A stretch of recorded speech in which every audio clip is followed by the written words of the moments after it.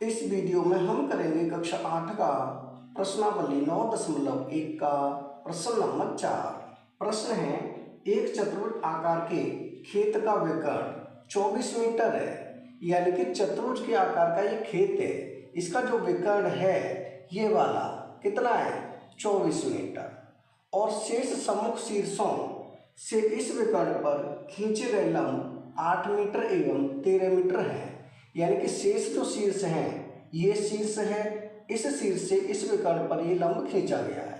इसकी जो लंबाई है वो है 8 मीटर और दूसरे शीर्ष से यहाँ से इसी विकर्ण पर ये लंब खींचा है ये वाला, इसकी जो लंबाई है वो है 13 मीटर। खेत का क्षेत्रफल ज्ञात कीजिए। इस पूरे खेत का हमें क्षेत्रफल ज्ञात करना है, तो उसके लिए हम देखेंगे इसमें दो त्रिभुज बन रहे हैं। एक तो ये त्रिभुज बन रहा है, दूसरा ये त्रिभुज बन रहा है। अगर हम दोनों त्रिभुजों का क्षेत्रफल निकालें और उसे हम जोड़ दें तो पूरे चतुर्भुज का क्षेत्रफल हो जाएगा। तो इसे हम नाम दे देते हैं, ये हो जाएगा ए, ये हो जाएगा बी, सी और ये D. A B C D चतुर्भुज हो गया, ये एक खेत है। अब इसका जो विकर्ण है ए सी 24 मीटर है और इनके जो शीर्षों से डाले गए लंब हैं, एक तो हो जाएगा डी ई, यहाँ नाम दे दें डी ई और इसे दे दें बी एफ, ये हो जाएगा एफ। अब हम पहले इसी त्रिभुज का क्षेत्रफल निकालेंगे, यानी कि त्रिभुज ए सी डी का क्षेत्रफल। तो यहाँ लिखें त्रिभुज ए सी डी का क्षेत्रफल। त्रिभुज का क्षेत्रफल क्या होता है? ये होता है आधार गुणा में ऊंचाई बट्टे होता है 2। अब इसमें आधार कितना है?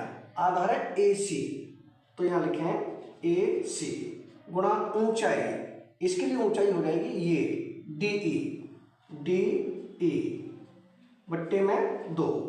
इसे आगे हल करें तो ए सी कितना है 24 मीटर, यहाँ कर देंगे 24 गुणा में डी ई कितना है 13 मीटर, तो ये हो जाएगा 13 बट्टे कितना है 2 है, तो हो जाएगा 2।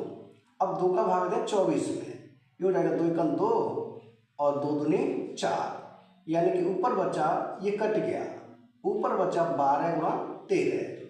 12 और 13 का हम गुणा करेंगे तो ये हो जाएगा 12 दूनी 24, 12 3 36, 36 की 6 हासिल 3, 12 एकम 12, 12 और 3 15, यानी कि 156 मीटर में है तो मीटर स्क्वायर।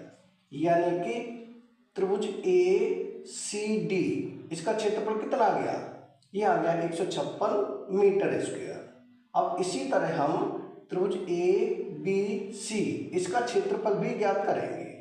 तो अभी यहाँ लिखें त्रिभुज ए बी सी का क्षेत्रफल। फॉर्मूला क्या रहेगा? फॉर्मूला हमारा यही रहेगा, आधार गुणा ऊंचाई बट्टे 2। तो यहाँ लिखें आधार गुणा में ऊंचाई बट्टे 2। आधार कितना है? आधार ये है ए सी, तो यहाँ लिखें ए सी गुणा में ऊंचाई हो जाएगी बी एफ, तो यहाँ लिखें बी एफ बट्टे में है 2। आगे से मान रखें तो ए सी का मान कितना है 24 मीटर, यहाँ हो जाएगा 24 गुणा में बी एफ कितना है 8 मीटर, तो यहाँ हो जाएगा 8 बट्टे में है 2। अब 2 का भाग दें हम 24 में, तो 2 एकम 2 और 2 दूनी 4, यानी कि 12 बार। ऊपर बचा 12 गुणा 8, यानी कि 12 का गुणा हम 8 से करेंगे तो ये हो जाता है 12 अट्ठे 96, यानी कि हो जाएगा 96 मीटर स्क्वायर। अब हमने दोनों त्रिभुजों का क्षेत्रफल निकाल लिया, इस त्रिभुज का क्षेत्रफल और इस त्रिभुज का क्षेत्रफल। अगर हम दोनों त्रिभुज के क्षेत्रफल को जोड़ देंगे तो पूरे चतुर्भुज का क्षेत्रफल आ जाएगा। तो इसे यहाँ लिखें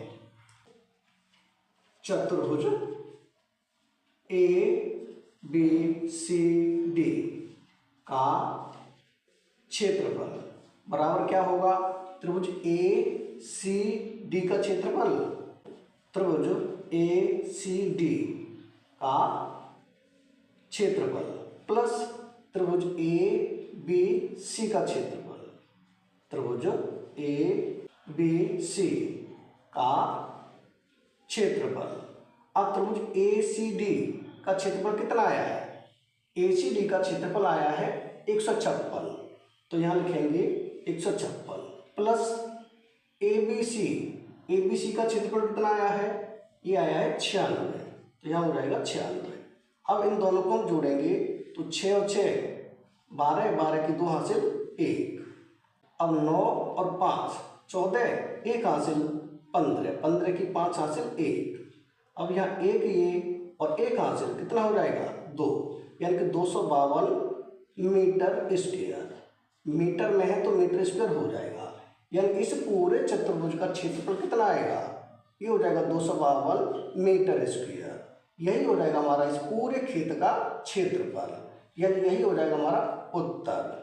यानी कि प्रश्न नंबर 4 हो चुका है कंप्लीट। अगर वीडियो पसंद आए तो लाइक करें, कमेंट करें, अपने दोस्तों के साथ शेयर करें। धन्यवाद।